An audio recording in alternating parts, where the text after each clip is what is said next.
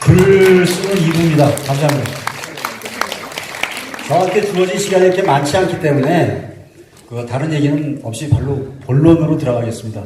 우선 여러분한테 제가 큰 신뢰를 했는데 교재 자료집 보면 28페이지에 서울 1950년 6월 25일 북계군의 남침 때 서울 시민의 인구가 114만이라고 그랬는데 144만입니다. 5자니까 정정해 주시기 바랍니다. 자, 시작하겠습니다. 이게 왜 안 걸려?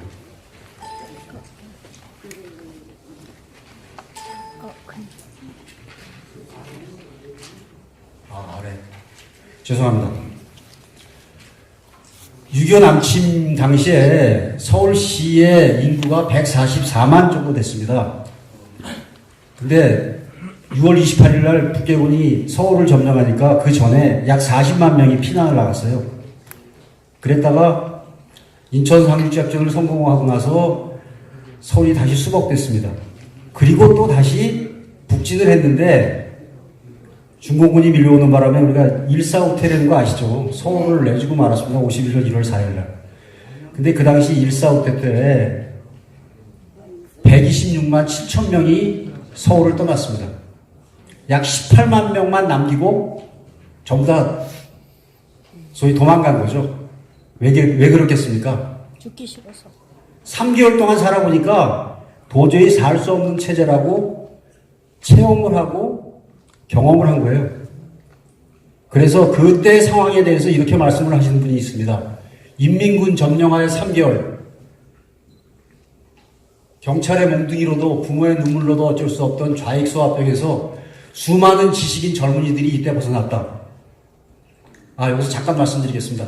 시간이 많지 않은 관계보다 바로바로 이렇게 할 테니까 넘어가는 파워포인트를 한번 보시고 댁에 가서 시간 있을 때 발표문을 한번 읽어보시면 좋을 것 같습니다. 다음. 6.25 전쟁이 끝나고 나서 김일성이가 전쟁이 실패를 했습니다. 나름대로 남침 전쟁이 실패를 하고 나니까 책임을 뒤집어 씌워야 되는데 누구한테 뒤집어 씌웠냐? 박헌영이한테 뒤집어 씌웠죠. 야, 네가 말이야 남한에 우리가 탱크 몰고 내려가면 곳곳에서 인민봉기가 일어나갖고 삽시간에 남한을 적화시킬 수 있다고 그랬는데 인민봉기가 왜 아무것도 안 일어났잖아. 너 미제 간첩이지. 그래서 죽였습니다. 그래서 많은 사람들은 박헌영이가 얘기했던 인민봉기에 대해서만 생각을 하고 계시는데 그렇지 않죠. 남한의 좌익들은 그 당시에 엄청난 일을 했습니다. 우선 첫째, 북한군이 밀려오니까 그들을 안내하고 그들을 도왔습니다. 두 번째, 점령 지역을 그들이 대리 통치했어요. 대리 통치하려니까 소위 군정을 하기 위해서는 군사력이 상당히 병력이 많이 필요한데 그 병력이 다 어디로 갔냐? 전선으로 나갔죠. 유엔군과 국군의 총구리를 겨누러 나갔습니다. 누가 대리 통치했냐? 남로당원들. 바닥발갱이라고 아시는지 모르겠어요. 우리 어머님이 저 어렸을 때부터 얘기했어요. 바닥발갱이. 잘 알아두시죠. 바닥발갱이. 네? 그리고 그 다음에 북계군이 왔을 때 전투 인력하고 물자를 조달하는데 이들이 앞장섰습니다. 원래 48만 명을 조달할 계획을 갖고서 놨어요. 북한군이. 근데 실제적으로 60만 명을 조달했습니다. 조선의용군이라는 이름으로 해갖고 총알바지로 내보냈죠. 우리 젊은 사람들을. 그리고 그 다음에 중요한 건 뭐냐면 대한민국에 있는 우익 세력들, 애국 세력들을 잡아내서 아까 앞에 보신 인민재판이라는 형식을 빌어가지고 많은 사람들을 학살했습니다. 약 13만 명을 갖다 학살했다는 통계가 있습니다. 자, 이들이 과연 그런 불행한 역사가 다시 오면 안 되겠지만 다시 그런 일이 벌어졌을 때 과연 저들은 무슨 일을 할 것인가? 우리가 역사를 한번 기억해 봐야 될 필요가 있지 않겠습니까? 대한민국을 엎어버리고 전복시키고 파괴하려는 세력에 대해서 그들이 어떤 짓을 하고 있는가, 어떻게 하고 있는가에 대해서 잠깐 말씀을 드리는데 구체적인 단체나 인물이나 세력에 대해서는 지칭을 안 하겠습니다. 여기 제가 말씀드리는 거에서 숨은 그림 찾기 하는 것은 여러분들의 몫이라고 생각하겠습니다.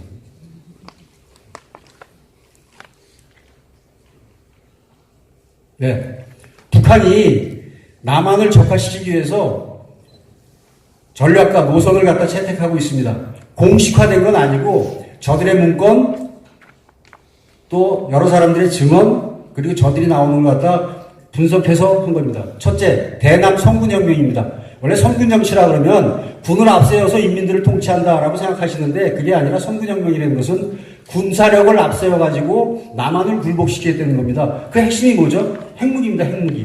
핵무기를 지렛대로 해서 주한미군을 철수시키고 평화협정을 체결한 다음에 연방제라 통일을 하겠다. 이거죠. 거기에는 뭐가 있습니까? 핵무기로다가 남한을 압박하는 것입니다. 야, 전쟁 나면 너 다 죽는데 전쟁할래? 전쟁하기 싫으면 나한테 꿇어. 그것이 요체입니다. 그 다음에 우리 민족끼리 여러분들 잘 아시죠? 통일전선입니다. 남한에 있는 남쪽에 있는 모든 세력들과 연합을 해서 우리 민족이 합쳐서 외세를 배척하고 우리끼리 해보자 이겁니다. 물론 여기 계신 분들은 그 우리 민족에서 제외되죠. 그런데 문제는 뭐냐? 옛날에는 통일전선이라 하면 남한에 있는 노동자, 농민, 도시빈민, 청년학생 이런 사람들을 모아가지고 남한 정부를 때려 엎자라는 그런 개념이었었는데 이게 바뀝니다. 2000년경부터 바뀌어요. 뭐냐? 대한민국에 있는 상층부들과 연대를 하자. 통일전선을 형성하자. 그것이 2000년 6.15 남북 공동선언이고 그 이후에 나오는 여러 가지 남북 합의라는 것이 전부 다 이런 우리 민족끼리에 입각한 상층부 통일전선입니다. 그 다음에 세 번째가 남한의 민주변혁입니다.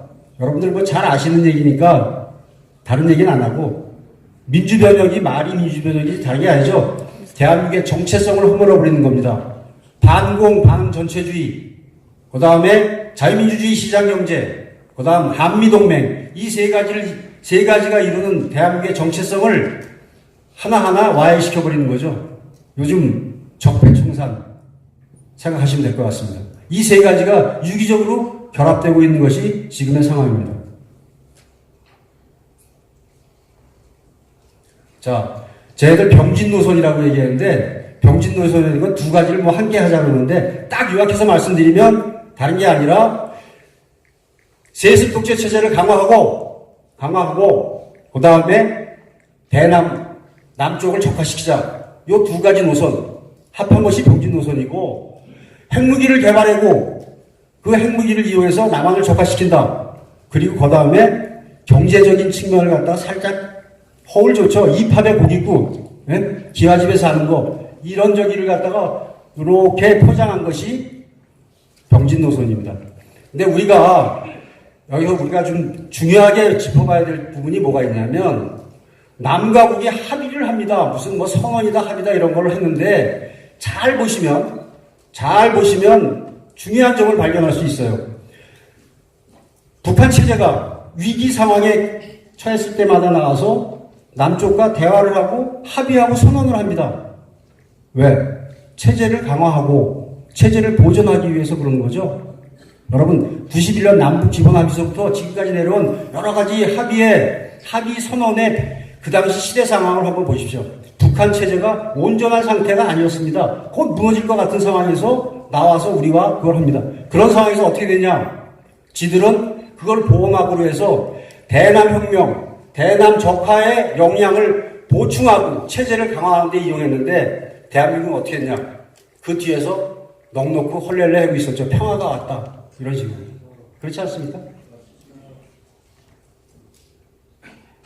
자, 근데 아까 연방제 통일을 말씀드렸는데 요즘 와서 쟤들이 연방제 통일 얘기 안 해요.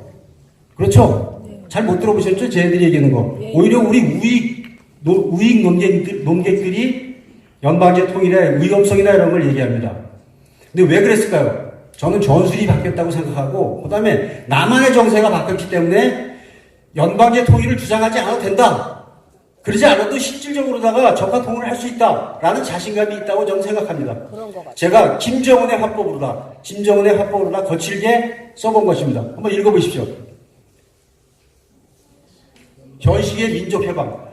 남조선 적화 통일은 결코 휴전선을 트고 난 다음에 조선반도에 내가 황제야. 김정은이가 왕이다라고 선언하는 게 아니다 이겁니다. 그럴 필요가 없죠. 뭐냐? 남한에 있는 군대를 무력화시키고 외교권, 안보권을 갖다가 쥔 다음에 그 다음에 경제는 빨대를 꽂아서 빨아들이면 되고 그렇지 않습니까? 근데 생각해 보세요. 아무리 넉나간 남한의 민중이라 할지라도 1948년 8월 15일 건국된 대한민국이 있는데 야 대한민국이 없어지고 하루아침에 고려국이 된다. 저기서 촛불 들었던 놈들도 그중에 절반은 아니다라고 얘기할 겁니다. 그런 어떤 저항을 생각한다면 연방제 통일 얘기할 필요가 없죠. 실제적으로 적합하면 됩니다.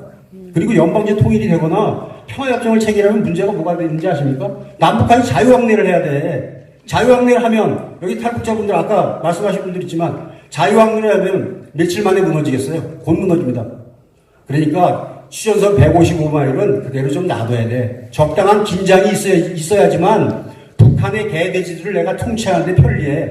이것이 지금의 제들의 전술이 아닌가 이렇게 생각을 합니다. 그런데 문제는 뭐냐? 이게 자꾸 연방제를 위험하다 하니까 이게 늑대와 소들처럼 되는 겁니다.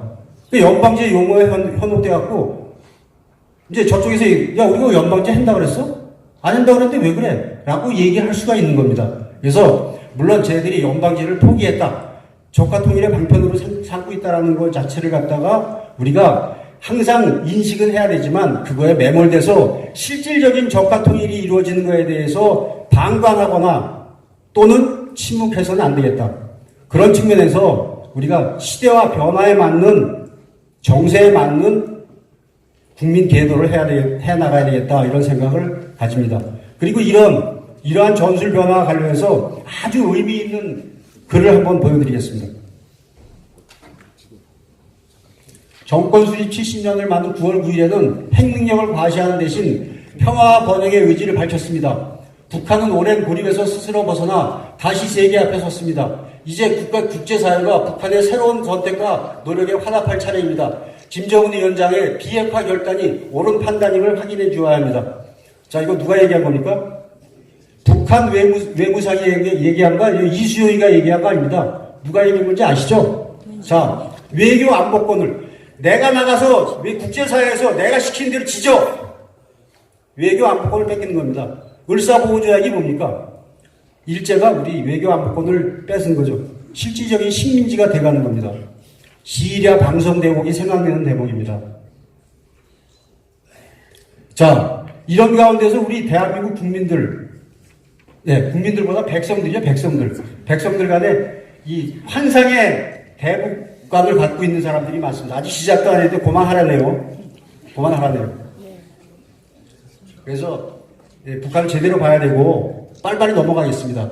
자, 지하당 공작 여러분들 많이 들어보셨을 거예요. 한번 읽어보십시오. 그리고 전방위적인 정치 공작을 해내고 있습니다. 근데 한 가지 중요한 것은 뭐냐? 볼셰비키 혁명 이후로다가 사회주의 공산주의 체제가 선 나라에서 좌익들만의 노력으로다가 된 적은 없습니다. 우익을 포섭하고 우익을 혁명에 끌어들이는 것, 이것들이 대남 공작의 요체입니다. 정치 공작의 요체고. 자, 각군 전술, 포섭, 미꾸라지 전술은 나라를 흐리는 겁니다. 아시죠? 테러에서 저 자해 공작, 자기가 자기 대표를 쌓았고 우리 편한테 엎어 씌우는 것, 우리가 항상 감시해야 됩니다. 한번 읽어보십시오, 빨리. 자, 우리가 양보를 합니다. 교류 협력을 하기 위해서 양보를 하는데 그 양보에 대해서 북한과 이 땅에 있는 추종 세력들은 뭐라 그러냐? 그걸 양보라고 생각하지 않고 한 걸음 한 걸음 항복의 길을 걷는다라고 저희들은 인정을 하고 있습니다. 자, 성안의 적 아시죠? 우리 내부에 있는 반역 세력입니다. 저들한테 포섭되어서 이용당하는 세력들도 있고 그런 개인들도 있습니다. 근데 문제는 그거 말고, 자, 끈이 안 달린 꼭두각시들이 있어요.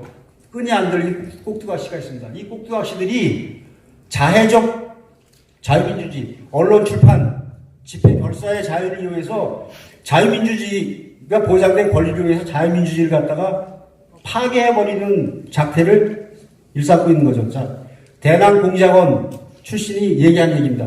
이건 꼭 읽고 넘어가야 되겠습니다. 남조선에서 대남공작 일꾼보다 더 일꾼스럽게 활약하는, 즉 대남혁명전략전술의 마침용으로 일하시는 애국통일이사들 중에는 포섭이 필요하지 않은 분들이 계시다.